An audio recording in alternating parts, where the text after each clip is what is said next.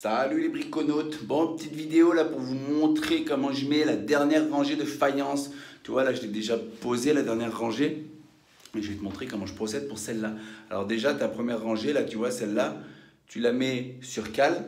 Je t'ai fait une vidéo, si tu ne l'as pas vue, va voir dans mes vidéos et tu verras comment je procède pour faire ma première rangée de niveau. Et après je vais te montrer comment on fait la dernière rangée. Enfin, la dernière que je fais, mais la première du bas. C'est parti.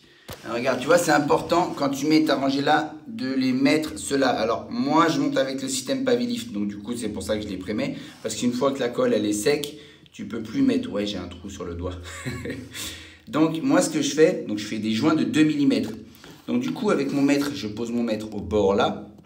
Jusque là, je prends ma cote au millimètre près, j'enlève 2 mm de joint en haut, 2 mm de joint en bas et je laisse 1 mm de marge en plus.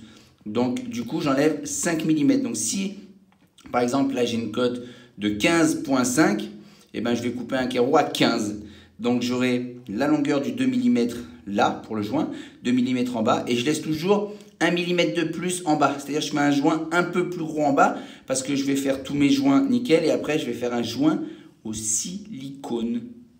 Voilà, donc tu vois du coup ça fait que tu as quelque chose comme ça. Tu vois, c'est nickel, ça rend nickel, regarde, tu vois. Même ceux-là, là, toi, tu as quelque chose qui est droit partout en dessous.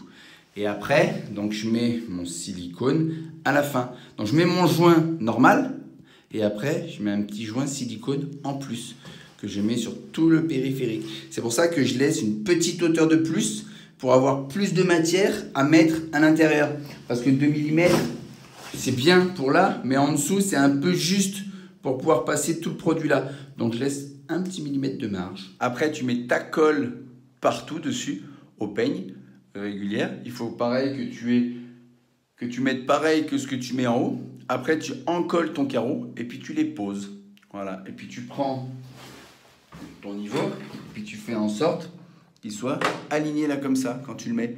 Parce que si tu y fais pas attention, c'est un coup à ce que en bas il se ressorte un petit peu. Et du coup, s'il ressort un petit peu en bas, tu as quelque chose qui n'est pas droit.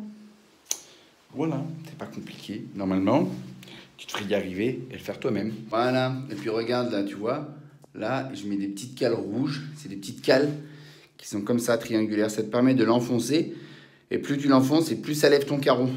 Comme ça te permet de le régler, de pouvoir le monter pour qu'il soit bien collé en haut. Parce que bah, ça t'évite de jouer avec des petits bouts de trucs, tu sais pas, tu les superposes, machin. Ça fait directement une cale.